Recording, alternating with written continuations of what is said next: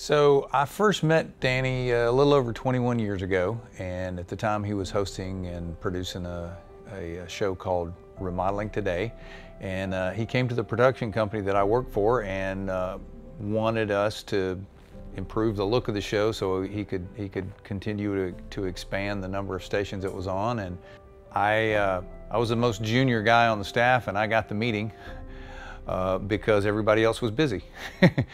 But for whatever reason, we seemed to hit it off. May have been the fact that I also grew up in the construction business, and so I began producing that show for him, and that went on for a couple of years. And during that time, we began to create the look and the feel for what at least the early Today's Homeowner show would look like. We took the camera off the tripod and moved it around handheld a little bit. But I also began to discover that Danny had this great presence on camera, that he could talk to a lens as naturally as most people can talk to another human being, or even more naturally. I also discovered that he had a great internal clock, or at least I thought he did. And so we would shoot these segments, and at the time we would shoot for a particular length. Maybe we needed 1 minute and 15 seconds for this piece, and I would just be, you know, he would finish the segment, and I'd stop the stopwatch, and I'd say, "How long do you think it was?" And he'd say, "Oh, I think it was about 1 minute and 19, and I'd look at my stopwatch and I'd be just amazed. It was, you know, 1 minute 18. And that went on for a while until eventually I discovered that, our key grip, a guy named Tony Ferguson, was usually standing behind me when we were watching these segments, and I was kneeling down on the ground looking at in those days, a monstrous tube monitor that had a glass screen. And one day, in the reflection of that glass screen, I saw Tony giving hand signals, and I figured out Danny didn't really have that great an internal clock. He was getting signals from my coworkers.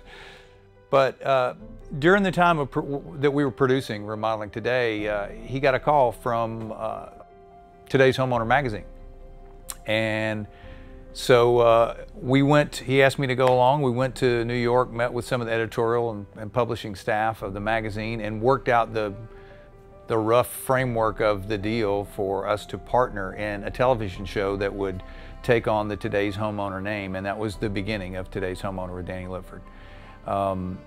Not long after that took place, I left the production company I was working for and came to work for Danny full-time to start building this production company that now produces the show and several other things. And not long after that, we got another guy on board as an employee, Brad Rogers. And at the time, Brad was supposed to just be a production assistant, somebody to help out, occasionally shoot B-roll with the camera.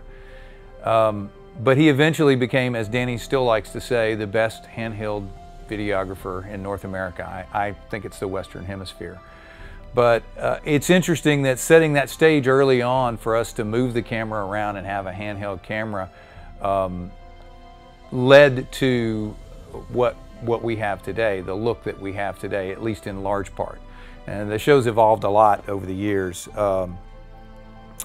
You know, now it's not so much Danny making speeches to the camera as it is interacting and engaging with homeowners and helping them solve problems.